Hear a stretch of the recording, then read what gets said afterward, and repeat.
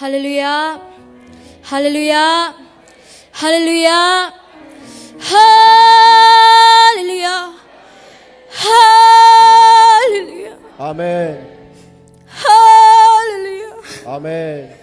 Hallelujah. Amen. Hallelujah. Amen. Hallelujah. Amen. Hallelujah. Amen. Hallelujah.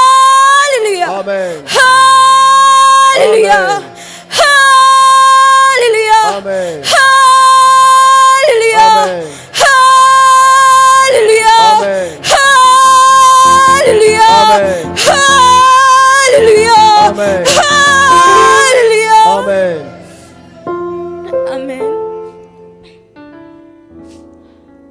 Kan between min thang thas ko se tuzan kasalai ding mi kha worship ni ansa changi kathilunga hilha tu he achop mi the umi tu hik salai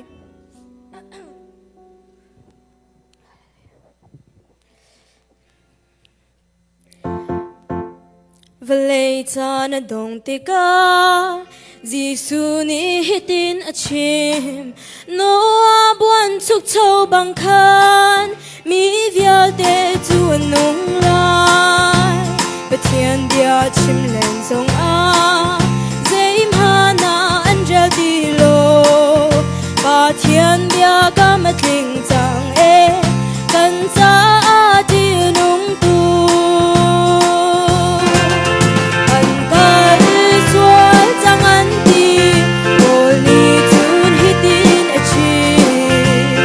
Shoot go kan lo mi nung huning atun van lam asiko di tu fiang tu kan sa atun lung lo mi kal chiru si su he ton na kasi si su ni mitsu pa tu koi khat long atong